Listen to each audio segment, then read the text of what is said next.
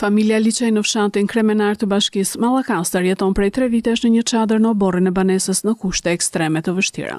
44 vjeçari Ermal Liçaj për shkak të një dëmtimi në shtyllën kurizore në kohën kur ishte ushtar, nuk mund të punojë duke mos mundur të sigurojë familjes të ardhura. Unë vuaj në shtylla kurizore. Jam rrezuar ushtarak, e kam kërkuar, në Tiranë, kam në 7 muaj gjysmë në spital ushtarak.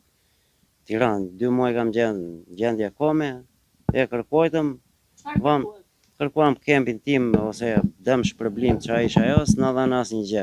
Ka qenë fatos nanu here kryeministër, e kërkuam, na gënjeu një doktor në Fier, një doktor Stavri, i kërkojtëm ndihmë Bashkisë Ballshit, Qerimi Ismailajt, ai nuk na tha do të ndihmoj, ka ardhur këtu e ka parë gjendjen e di si është, shtëpia është e banueshme, erdhën në Tirana e verifikuan inxhinierët, thanë mos banoni këtu.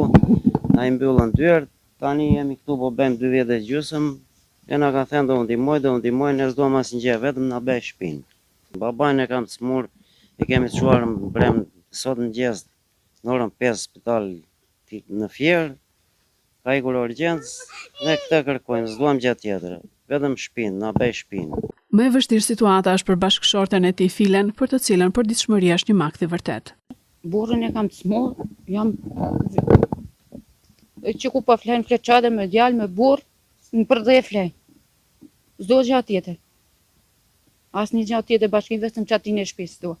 Sina e dimrit e bën edhe më të vështirë gjendjen e tyre, teksa për shkak të stuhive, jetesa në çadër bëhet e pamundur, duke i detyruar të strehohen në banesën e amortizuar, me frikën se mund të shëmbet mbi kokë. Kjo është çadër e dytë që kanë sjellë, se e para na i mori stuhia, e shqeu, kjo është e dyta që na i kanë ashtur, edhe kjo është e pabanueshme. Shiko si është atje brenda. Bëjmë thirrje kryetarit bashkisë, zotit Qerim, vit na rregulloj vetëm shtëpinë, na ribaroj shtëpinë, nuk duam ne në një vil luks apo na ashtu, ne s'po kërkojmë luks, thjesht mona bie soleta brenda, na zën fëmin, apo ne na e një çadi shtëpie. Po shtëpia pse është amortizuar kaq shumë? Po shtëpia ka kaq vite, shtëpia është me po bën 44 vjet, është me arqitrat, nuk është me solet tamam. Është pa hekur është. Të ardhurat e vetme të çiftit janë shuma 4.000 lekë, ndihmë ekonomike për fëmijën 3 vjeçar dhe pensioni minimal i prindërve të moshuar, të cilët përballen me sfida shëndetësore.